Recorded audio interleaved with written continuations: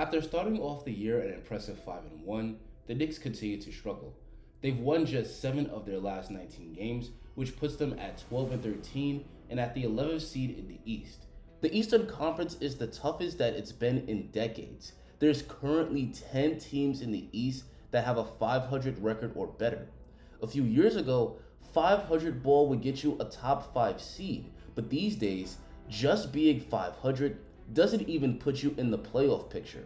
It's still early into the season, but every loss only makes it harder for the Knicks to get into the playoffs.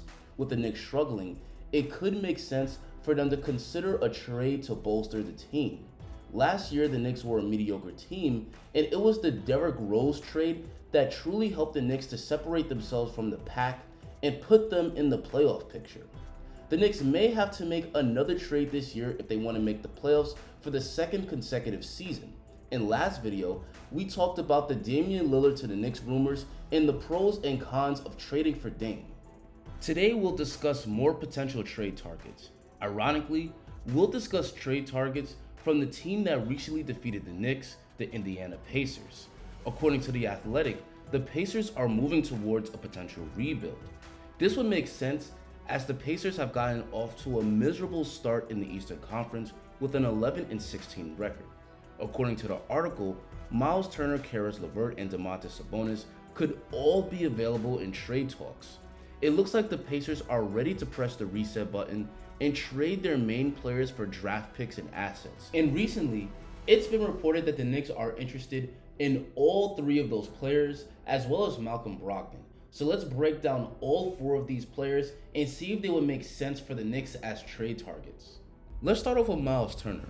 Myles is someone who's been linked to the Knicks in the past. Over last offseason, it was reported that the Knicks had interest in trading for Myles Turner, and now that he's officially available, I would assume that the Knicks would have interest in him again.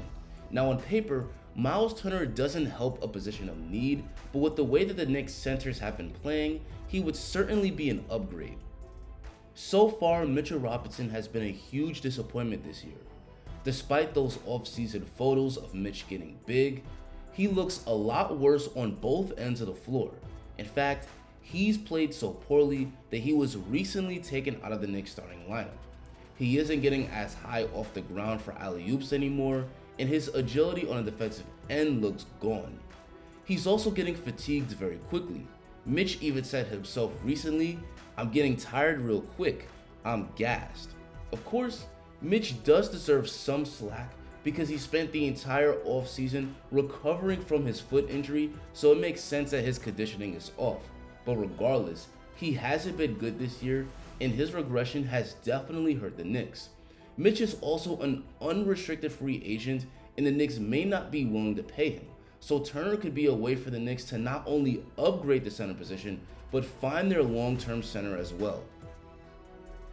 On the season, Myles Turner is averaging 12.7 boards and 3 blocks a game on 52% shooting from the field and 39% from 3. On the offensive end, Turner is money from mid-range, and an area of his game that has really skyrocketed is his 3-point shooting. He's shooting 39% from 3 on 5 attempts a game, which is an incredible number for a big man. The Knicks learned this the hard way earlier in the year when Turner scored 25 points against them and hit a career-high 7 3-pointers. The Knicks kept leaving him open, and he consistently punished their defense by hitting the open shot. For the Knicks, a center that could shoot is something they simply don't have. Mitchell Robertson is a complete non-threat to score outside of 5 feet. Despite those workout videos we saw of Mitch last year shooting 3-pointers, we've yet to see them in games. He doesn't even attempt mid-range shots, and he only shoots 60% from the free throw line. So the chances that Mitch will ever be a stretch 5 is probably slim to none. And the Knicks' other centers don't really space the floor either. Nerlens Noel is also not a threat to score outside of 5 feet, and Taj Gibson doesn't really help out with spacing either. Myles Turner's ability to knock down threes at a high clip would pull opposing rim protectors out of the paint and would open up driving lanes for guys like Julius Randle and RJ Barrett. Turner's ability to shoot could overall increase the Knicks' offense, and he isn't one-dimensional on offense either because he's also very comfortable attacking off the bounce and finishing strong at the rim. He's not a big you can run offense through, but he's offensively potent. He's more skilled offensively than Mitchell Robinson probably will ever be in his entire career. We also can't forget Turner's defense. Turner has been one of the top defensive bigs in the league for years. He led the league in blocks last year, and this season he's doing it again. The Knicks have been mediocre on defense all year, so Turner could help the Knicks to level up their defense as a team. It's also worth mentioning that Myles Turner is still only 25 years old, so he fits the timeline of the Knicks' young players. As we can see, there's a lot of positives with a Myles Turner trade. On the downside, a Myles Turner trade would probably cost the Knicks a good amount of their assets. The Pacers aren't going to want a monster package, but they'll probably ask for one of the Knicks' young players along with several draft picks. With the NBA being more competitive this season, the trade market will likely be a seller's market, which will drive up the price for Turner. Other teams in the playoff hunt are going to have interest, which will drive up his price. Turner would be a nice addition, but the Knicks should make sure they don't give up too much in a potential trade. Now let's talk about Caris LeVert. LeVert is a very interesting case. He's not having a good year, but I think he could be a sneaky pickup for the Knicks. Right now, there's no way around it. LeVert is having a bad year. He's averaging 15 points per game on just 42% from the field and 26% from three. But while LeVert is having a bad year, he's a player that has flashed all-star potential in the past. Just as recently as last season, LeVert averaged 20 points and 5 assists per game on 44% shooting. And he also flashed all-star potential on the Brooklyn Nets, where in his last season with them, LeVert averaged 19 points and 4 assists per game. I'm of the belief that LeVert is a much better player than what he's shown 19 games into the season. Yes, he started off the year in a slump, but when he's at his best, LeVert is a crafty player with a slick handle that could score the ball at a very high level. And when he's at 100%, he's not only a player that can get his own buckets, but also create offense for his teammates. With LeVert playing this bad, his price is probably low, which would make a potential LeVert trade a steal. If the Knicks trade for Caris LeVert for a cheap return, and he goes off in the second half of the season, it would make the trade look like highway robbery. Now, in terms of potential downside, a move like this is definitely a risk. With this move, the Knicks would be banking on LeVert playing much better as the year goes on, but based on how LeVert has played in previous seasons, I do think there's a good chance he breaks out of his slump. But another risk is injuries. LeVert has been a pretty injury-prone player throughout his career. He's played in more than 70 games just once, and the constant nagging injuries have really kept him from making that all-star leap that he's capable of. So injuries could prevent a potential Caris LeVert acquisition from panning out. So there's the cons. While trading for LeVert is definitely a risk, I think he could potentially be a nice buy low option. Now let's talk about Malcolm Brogdon. Brogdon is easily one of the most underrated players in the league. On the season, he's averaging an impressive 20 points, 6 rebounds, and 6 assists per game. He's an aggressive attacking point guard that gets to the rim at will and finishes well. And he's also a good playmaker that's great at kicking it out to the open man on his drives. Now his shooting has been off this year, as he's only shooting 31% from 3, but I believe he'll break out of that slump. Brogdon shot 39% from 3 last year on high volume, and he's a career 37% 3-point shooter. So I'm sure his shooting numbers will eventually get better. For the Knicks, Brogdon would be the best point guard they've had in a long time. The Knicks desperately need a point guard that can break down the defense in the half court and create shots for others, and Brogdon definitely fits that bill. He would be an awesome fit on the New York Knicks and probably get them back in the playoff picture. The cons to a Malcolm Brogdon trade is that the Pacers will likely ask for a big return.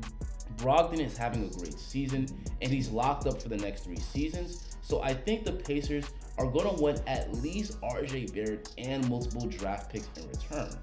Brogdon is very good, but at 28 years old, he doesn't really fit the Knicks timeline, so I'm not sure he's the player the Knicks should part with a lot of their assets for.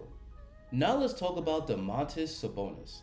Sabonis is easily the best player of the 4 trade targets we've talked about in this video.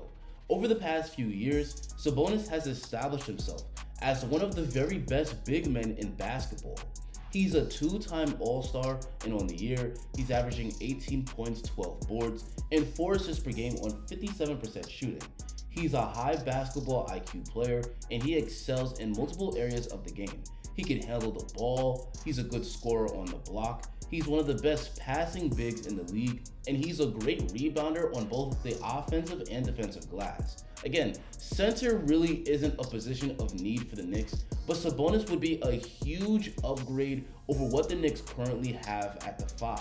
He will give the Knicks offense a huge lift by giving them an additional player next to Randle who could create his own shot and create shots for others at a high level. And Sabonis is still relatively young. He's only 25 years old, so he could still be a part of the Knicks' young core. On the downside, Sabonis isn't a very good defender. He isn't terrible, but at his best, he's only an average defender. He doesn't protect the rim very well, in large part due to his short wingspan. He's never even averaged over a block a game in any season of his career. The Knicks are already having defensive issues, so adding another mediocre defender to the lineup probably would only make it worse. Another downside is that a Sabonis trade is likely going to require a significant return from the Knicks. Again, Sabonis is a two-time All-Star, so I would expect the Pacers are going to want a lot in return from him. The Pacers will probably want a package that includes one of the Knicks' top young players like RJ Barrett, along with multiple draft picks. So while Sabonis is a very good player, the Knicks have to consider if he's a player worth parting with a bunch of their assets for. The last player I'm going to mention is Justin Holliday. Holliday wasn't mentioned in the article, but if the Pacers are going to blow their roster up, he's a player that I think would become available. Holliday is 32 years old and would make much more sense on a playoff team. Justin Holliday, who played for the Knicks back in 2017, is a very good 3-and-D player. At 6'7" with a 7-foot wingspan, he's a versatile defender that can guard multiple positions on the court. And he also spaces the floor well, as he's currently shooting 36% from 3 on the season. The Knicks desperately need more defenders, as their team defense, which ranked top 5 last year, has fallen off a cliff. The Knicks are definitely missing the impact of Reggie Bullock. We know Bullock had his limitations, but last year he was an excellent defender, and he was usually the guy that was given the job of guarding the other team's best player. Holliday could replace Reggie Bullock as that starting 2 guard that the Knicks can use to defend the other team's top player. The Knicks will probably have to part with a draft pick to bring him to New York, but he could be the key acquisition that puts the Knicks back in the playoffs in the East. Anyway guys, that's going to be the end of the video. What do you think of these players on the Pacers? Would you like to see the Knicks trade for any of them? Also, what other players would you like to see the Knicks target in the trade? Tell me in the comments. Make sure to like the video and subscribe if you enjoyed this and want to see more just like it. Thanks for watching and have a great rest of your day.